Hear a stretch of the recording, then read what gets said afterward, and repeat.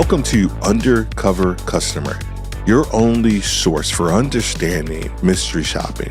What is mystery shopping? How important is it for you and your business? What about human intelligence? This podcast is focused on human intelligence, gathering those insights, gathering those ideas that are going to impact your business, not just from an internal standpoint, but from an external perspective. What are your customers doing? What new ideas are they implementing? Are you behind? Do you want to know where you stand in your market? So, if that's the case, then this podcast is for you. Thank you for joining Undercover Customer. And now let's get to the episode.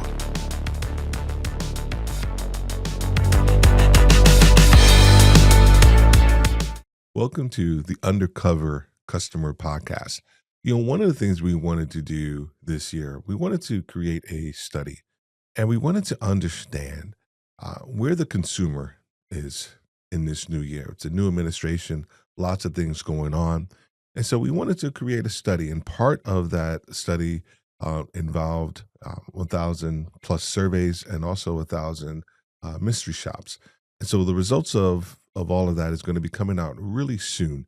But we wanted to take the time to speak to Lou Harvey. Lou Harvey is the CEO and founder of DALBAR Financial Investments. And we are going to be talking about the state of the financial industry and get his perspective, get his insights as we continue to understand the landscape of the financial industry today. So welcome to Undercover Customer. Let's go ahead and get started.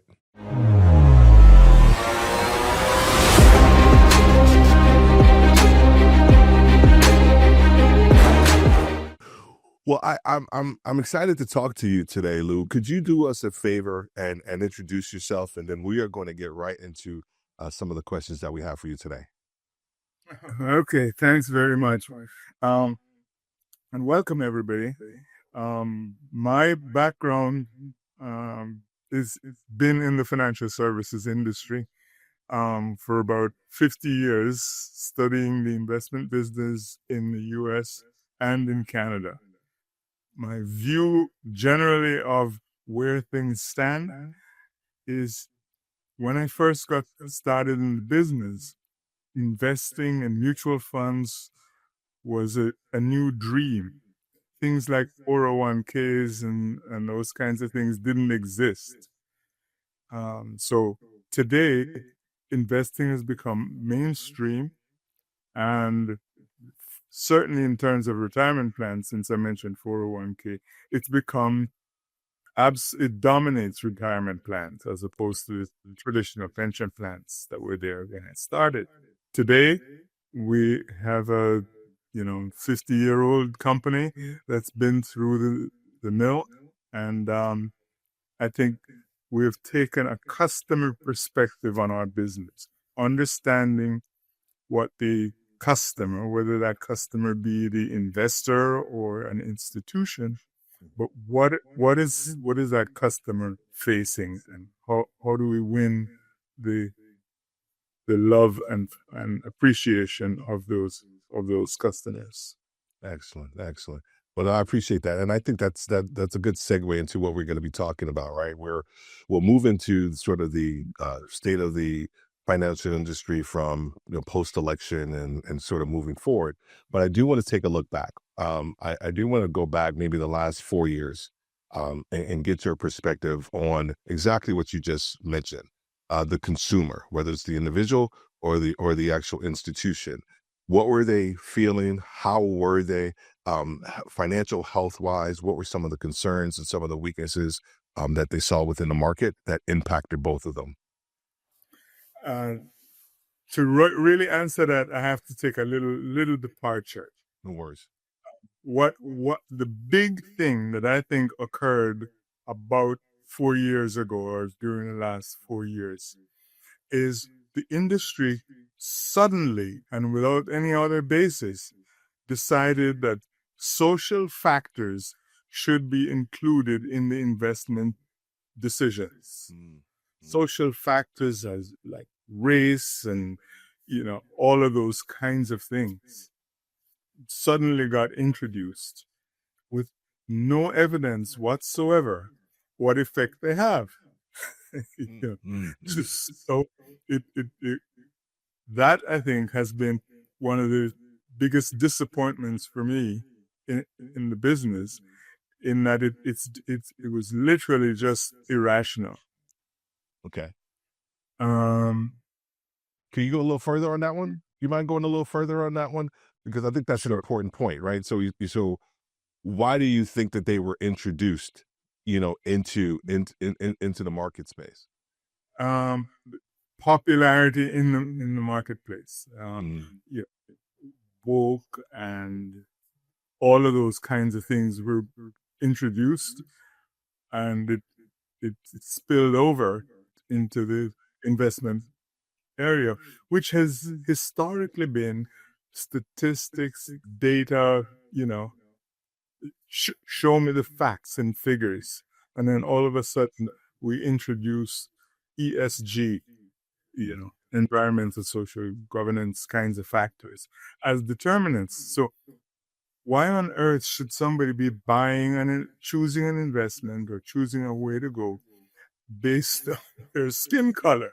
mm, It is absolutely mind bending. In addition to being disappointing for somebody who has been in the investment business and really respected it. Sort of moving on from that, mhm, um, we've also seen some changes occurring, and probably one of the biggest ones that we see changing, that has changed somewhat to the benefit of the investor, has been best interest regulations. So some new regulations were introduced that say, listen, the investments or the products that you produce, um, you should be in the best interest of the customer. mm, You agree with that? Does that make sense?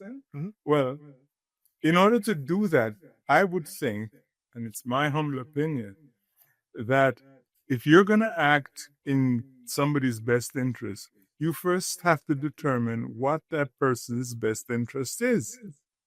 okay. It's kind of basic. Mm, Well, the way the regulation was introduced and has been implemented is also a disappointment, in that the approach that was taken is they said, well, if you document your improper behavior, mhm, mhm, that's enough to say that it's in the client's best interest. Okay, another piece of logic that escaped me, but I'm optimistic. I'm optimistic that that is changing, and maybe we'll see something better as we look forward. yeah, good, good. So if we could stay with like the last 4 years around um inflation, right? Do you feel inflation, and what was the impact of inflation over the last 4 years relative to investment, expansion of companies using investment to expand, also for the individual investor? Inflation has lowered the returns that investors would otherwise have had.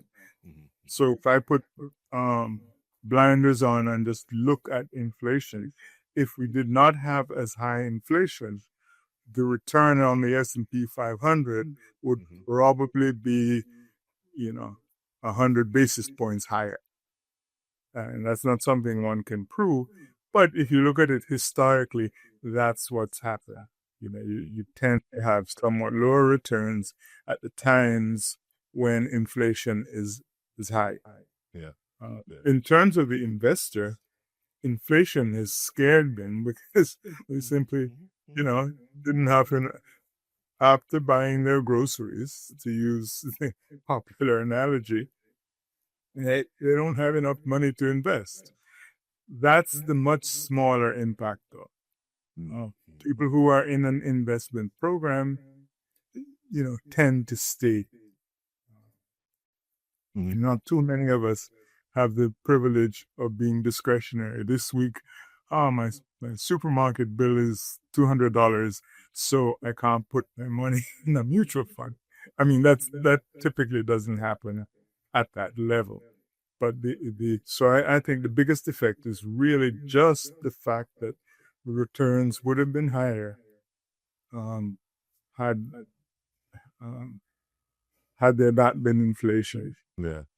Yeah. So okay. So this is going to be an interesting question that I'm thinking about.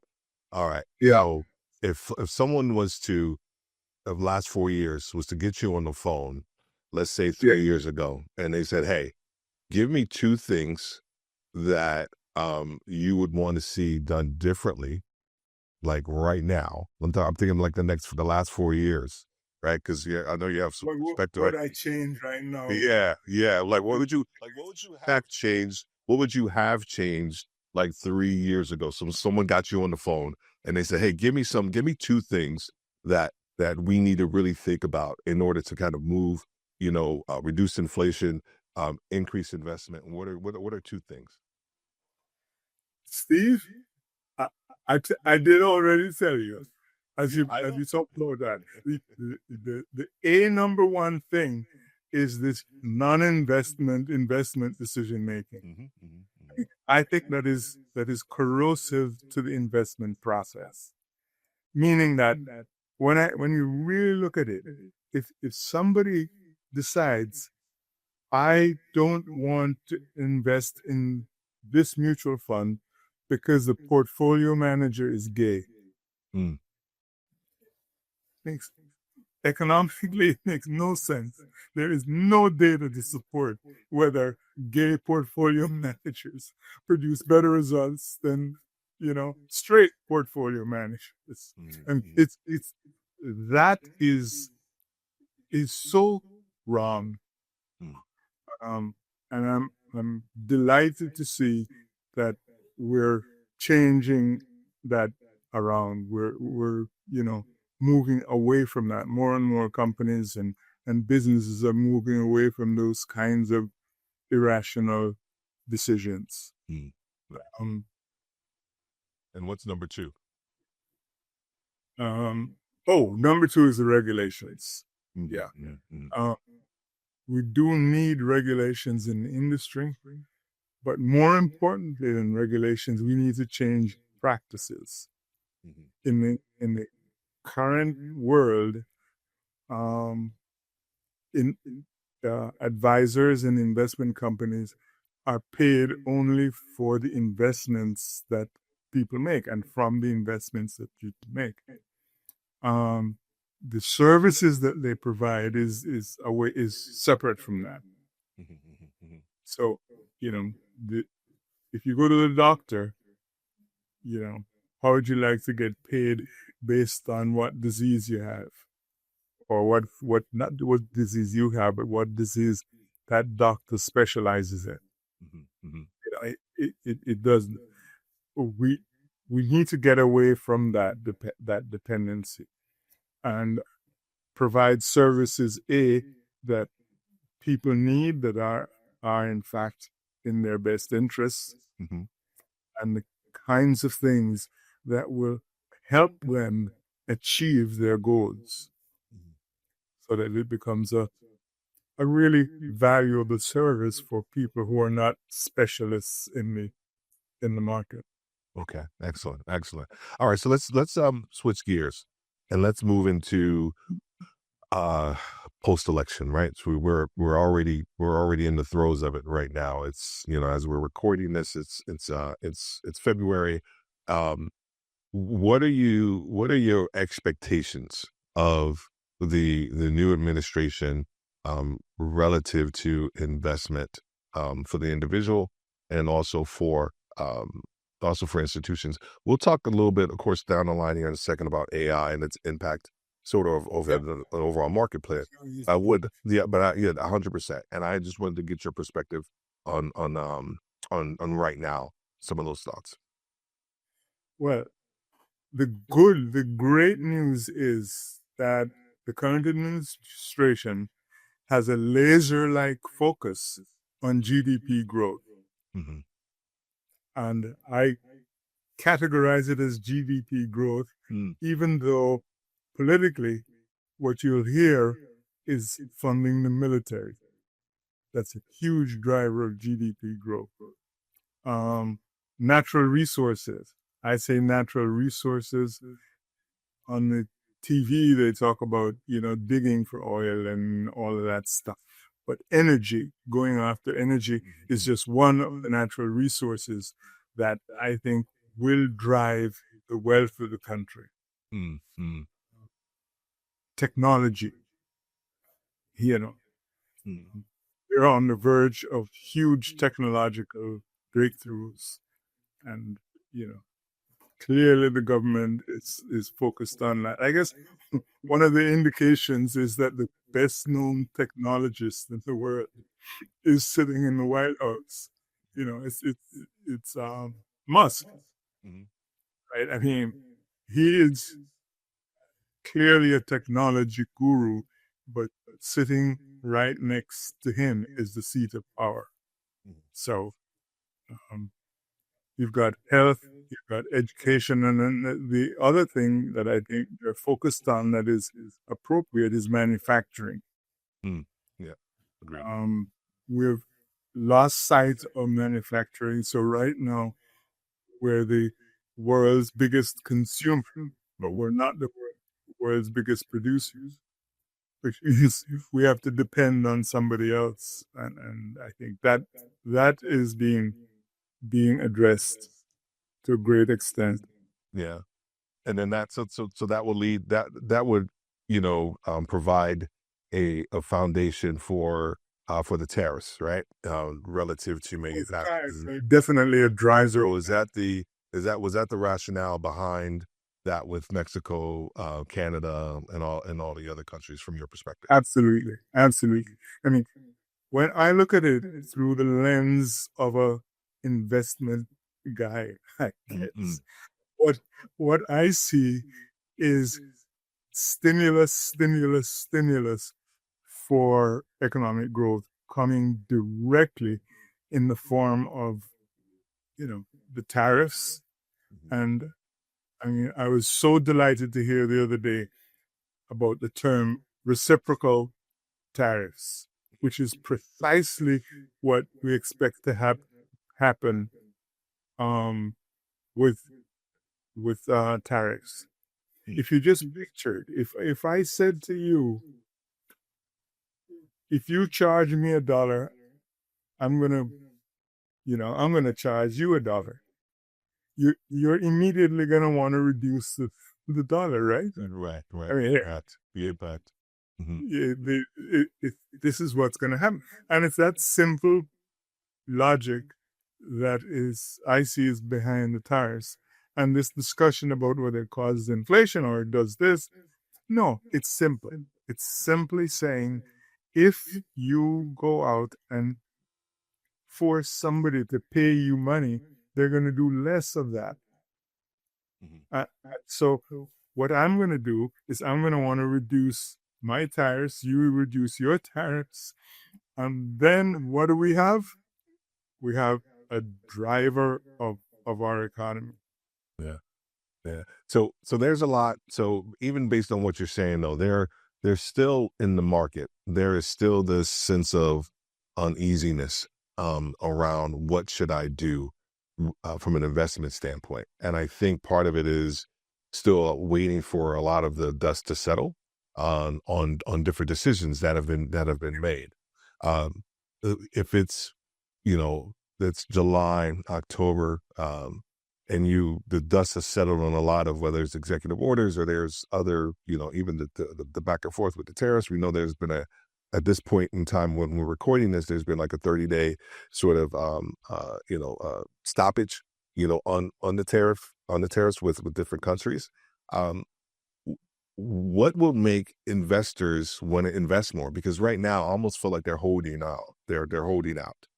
And do you get that sense right now that they're holding out? They're waiting to see if when the dust settles. Yeah, I think that they're not waiting on tariffs because the world doesn't understand them yet. Hmm. right? I mean, it's this thing. It's right now a show me kind of thing, Correct. right? You know what they know? Tax cuts. Mm, mm, mm. If this administration is able to get through the tax cuts they're talking about, watch out. Right, right. Things, I think, investors' concerns will literally disappear because we would have established two things. First of all, they will be paying less in taxes. That's the Hmm. direct economic thing. But it also says that this government can do stuff. Hmm. Our perception of government is that they're just sitting there unable to do anything, and every day you hear some more excuses about why you can't do things. You enact the tax cuts that are contemplated. The Right. day that passes the Senate or House, that would have to pass the Senate last. Senate, Yeah. the Senate. Hmm. It- Watch out. Yeah, yeah. I always feel like, you can correct me if I'm wrong. I always feel like there's really maybe, I don't know, maybe only two things you can do with money.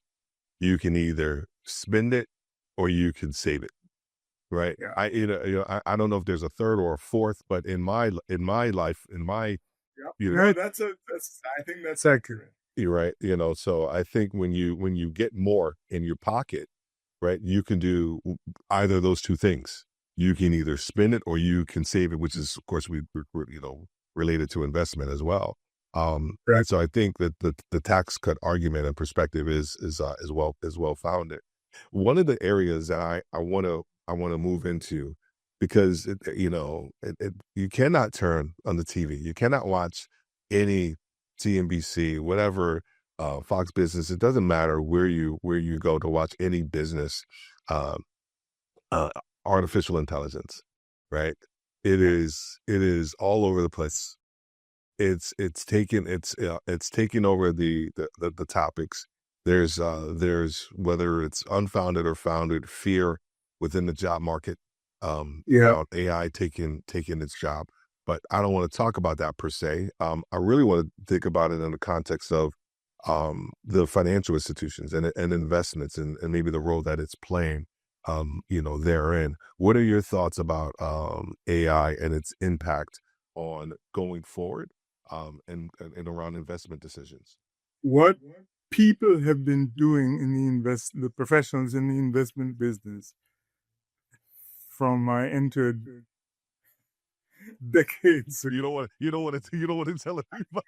This, but sometime in Not the back then. time, Back then. you Okay. know, um, what they've been doing is going by their guts. Mm, mm, Everybody knows Peter Lynch. You know, yeah. what does he say? He says, gee, I make investment decisions. I go to the supermarket, and if I like the way the thing is packaged, I give credence to that and I try that. I invest in that thing.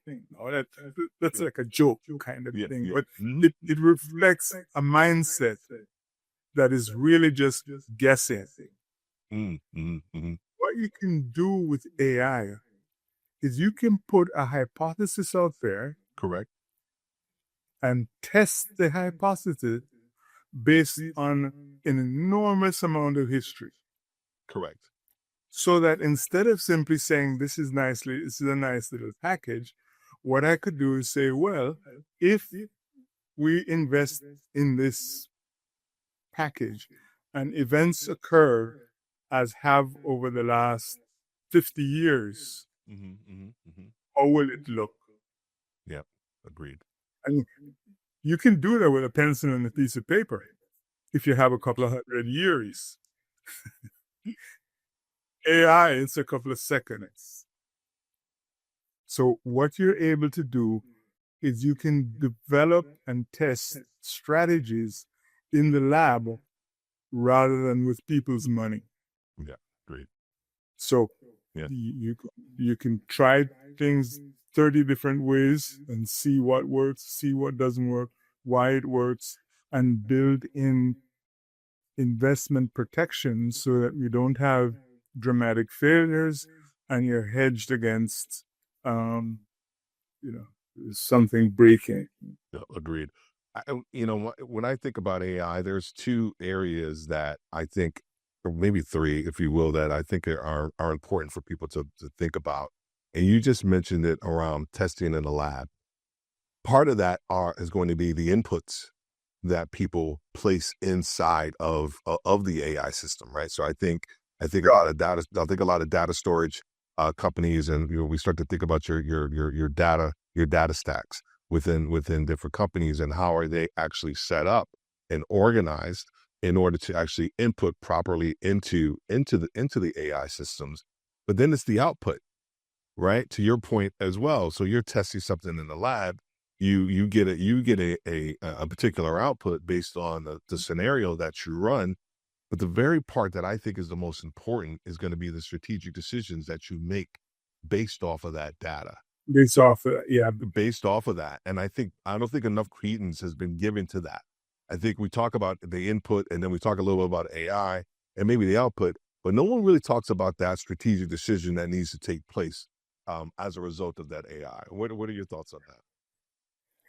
in the investment business, what you just said is that we're going to replace investment managers with AI. Mm-hmm. That's exactly what the investment manager is supposed to do. I think that we're going to end up with the best investment managers in every shop Mm, mm, mm. because you you don't you don't have to go find that mystery guy. You you can you can use your computer. Yeah. You can use AI to replicate what the most sophisticated, advanced, intuitive portfolio manager does. So everybody's going to have that available to them, and I think that's a huge advantage. Just literally taking off what you just described. Yeah. Yeah. So the data that is coming in isn't just from one company's experience, Correct. Correct. right? It's you aggregate everybody's experience. Mm-hmm. No, that's something that you can't reasonably do today, Mm-mm. right? You can get your own experience, and then that'll be your breadth of knowledge, but you're not going to find what everybody is doing. Mm-mm. That is one of the things that I think AI is going to facilitate. Although the data collection isn't usually considered AI, Mhm. AI would be the driver that will have people collect and share data. Yeah, it's interesting you just said that. Now a thought just popped in my mind around this sort of cycle around, because it's always improving. But then one of the things that you have to think about with AI, and if you're driving it, you can even ask it, what am I missing? What am I not asking you in order to get a better output? Is that interesting, Yeah. right? Right. So you get an output, but then you could take that output and even ask it and say, how can I make this better? What am I missing based off of whatever variables that you want to place into that? And then of course, so there's this Right. this constant cycle that takes place of learning. Let me add one more thing that's to your point. Okay. In today's practice, this industry, we help people manage their investments, Mhm, right? mhm. But virtually nobody is helping people to manage their spending. Yes. Say that again. Yeah. Uh, the missing link that I think AI can help is get, So good. if instead of asking you how much can you pay in rent, if the system whirs around a little bit and comes back to you and says you can only afford $50 in rent, Yeah. is that not helpful? Yes. I Yes. think that's what people want. The idea in the industry that the investor, that the customer knows the answer to all these things, and you can just sit back, get that, plug it in, and give them the answer. That I think is one of the huge things we can overcome. Yeah. We can use AI to help people to adjust their lifestyle Mm. to the income and investments that they have. Oh, I just, man, I love that. I love that. I love that. It goes exactly to this interesting. I say Lou don't know what he's just done. He's like almost creating another business idea inside of me, right? Where you think about, um, say I want to purchase a home, but I don't know exactly where I want to purchase it, right? I want to invest in something. And if there's, I don't know, maybe Zillow already has this or not. I don't think they do. But I'm just thinking about like, how can I put information in there that where I can control my spending, I can adjust my lifestyle based on an investment that I want to make, whether it's to purchase a home, whether it could be a vacation home, it could be my first property or whatever it may be. That's what's that's what's possible. That's what's coming. Mhm. And the people who jump on that bandwagon first, they're going to be the giants in the industry. Mm. Because I, your response to this notion is practically universal. Anytime I've ever talked to somebody about the need to adjust your lifestyle being something that, your investment firm, your bank, or your institution can help you with, I said, yes, yes. The other thing that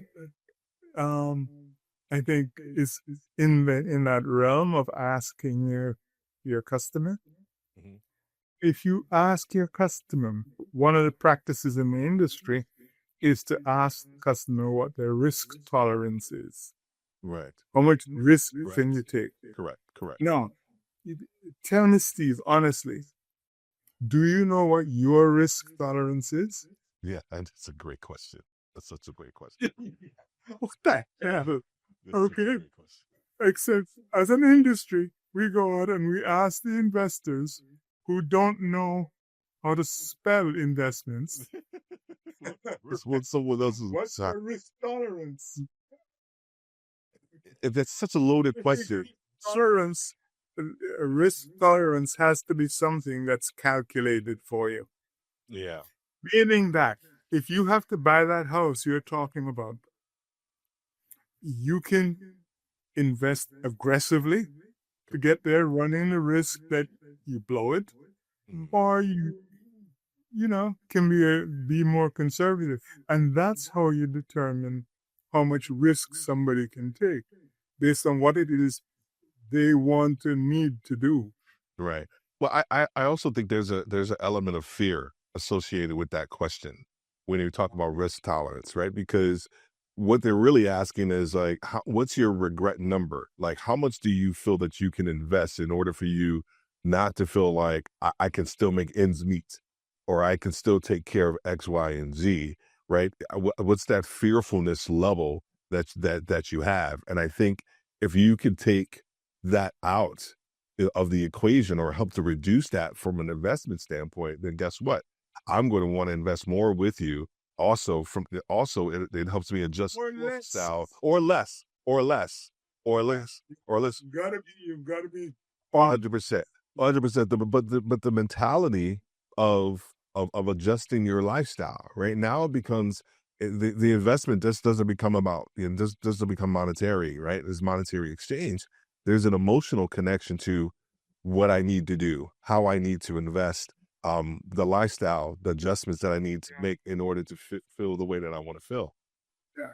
And you can sleep at night. And you can, yes, yes, and you can sleep at night. And at that part, that that part, that's all I have to Love say. it. Love it. 100%. Okay, all right. Well, listen to me. I can go on, and I want to get one of your last thoughts around, uh, 2025, right? We're going to be doing this massive study around the state of the financial institution. Like, what are some of your thoughts around 2025 and around the consumer? Some just your last takeaways, and then we'll close this podcast episode up. Um, well, the thing I probably wanted to talk about here that we haven't really touched on is globalization. Mm, mm, mm. Um, could have described this up front when we were talking about what has been happening in the last several years, Yeah, but I didn't, and it's okay. We can talk about it now. We can talk about it now. yeah, okay. The whole issue of globalization is that there's a bunch of guys that meet in Davos every year Hmm. and make huge major decisions as to what is going to happen. And, and that's attended by the chairman of little half-baked institutions like JP Morgan and Bank of America Yeah. and other names that you've never heard of. Hmm. Hmm. Hmm. But these are the guys that decide economic policy on a global level. Yes. Uh, Now, unfortunately, what globalization does that I hate is it kills competition. Mm, mm, mm. Everybody in the world has agreed this is the way we're going to do it. What the hell if that decision was wrong? And the standardization. You have no you have no counterbalance. By staying away from globalization, by getting rid of that and thinking of globalization as a threat rather than it being an opportunity, I think we will dramatically improve not only the perception of the consumer on the industry, but the reality. Mhm, mhm, mhm. Many of us remember 2008. Mm. Um, you know, you talk about why you shouldn't have globalization. I mean, the whole banking Mhm. industry Collapse. across the world, everybody was interdependent. Everybody was singing off the same sheet.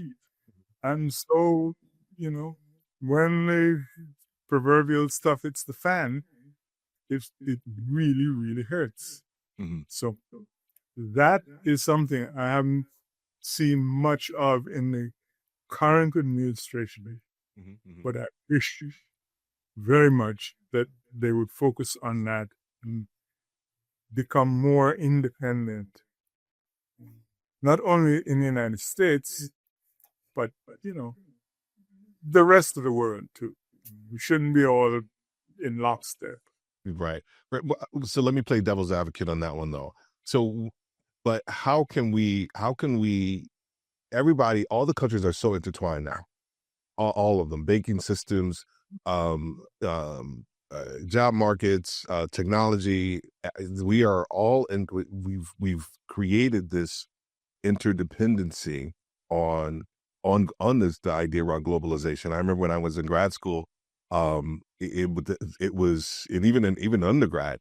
This is 1995. The talks of globalization already there, right? It was in 1995 this idea of we need other not so much of a dependency standpoint, but thoughts, perspectives, and ideas that are maybe better or different than ours in order that we can actually take some of those ideas and bring them back home and improve our way of life, improve our markets, improve our things.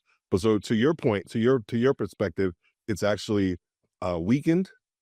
Has it weakened? That individualization. Well, um, we have to make a distinction between the definition I have for globalization Okay, okay, okay. and studying the rest of the world. Fine. Go study the rest of the world. Make the rest of the world a crucible. And if somebody does something in France and it really turns out well, gee, maybe we should consider doing it. If, on the other hand, it It doesn't turn out well. I have to watch my language. The proverbial hits the fan. Yeah. Yeah. Then I know to avoid it. That's the structure I'm thinking about. I'm not saying we should be blind to what's happening in the rest of the world. What I'm saying is that the president of France and Germany and every other country shouldn't sit together in a room and say, this is what we are going to do about risk tolerance. I don't know. What a ridiculous. Keep that one. That's what it is. Yeah. And so they all move in lockstep. Yeah. It is just, I think, really dangerous and slow. Yeah. I also question the to your point, I also question the reality of that actually taking place, right? This sort of kumbaya, moments around let's all just do this. I almost feel like it's nice to say that, but then when everybody goes home to their own country or whatever it may be, they're like, I'm not doing what Lou says. Like, I appreciate Lou and his conversation and what he's bringing to the table, but this is X, Y, Z country, and we're going to sort of do it this way. Maybe I'm wrong, but I almost feel like some of that is the whole Davos thing. They're further your point around Davos. I almost see it feels like my old professor, he used to call Davos that whole thing. He said it was the fashion week of the business world, because you needed to be seen there, right? You need to say that you went to Davos, right? But I almost feel like that's almost some of the impact over the years has gotten lost when all of those minds meet together. Because when you come home, you still got your constituency that you got to deal with. Right. Absolutely. I agree with you that that's a factor, and it's something one really has to consider. But you know what I want to point out to you? Where it's already, what I'm talking about is already being occurring. It's already going on. You familiar with BRICS? Yes. Yep. It's a bunch of countries. Yeah. Brazil. Huh? Not exactly. I mean, it may be in South America, but it's not the first country you think of when you think of, economics and finance. Brazil, Italy, Russia. Yeah. Here's a group of people who are going off and designing their thing, regardless of what Davos is doing. Okay? That kind of stuff is already happening. Yeah. It's happening with crypto. The rules of the road are being diminished. No, the other thing that I find exciting in this conversation ties into what we talked about earlier, that people in the U.S. have a drive and a desire to grow and become more aggressive. And they're the ones that will adopt AI and all the other things that, that's happening around the world. But I'm not sure that everybody is ready for it.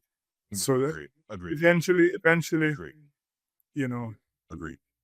The leaders will lead and the followers will follow, and they'll change position as they go. Yeah, I agree with that. It's interesting because I always think about it in the context of phones, right? We here in the States, probably even North America, we're very Apple centric, right? With our phones and our technology.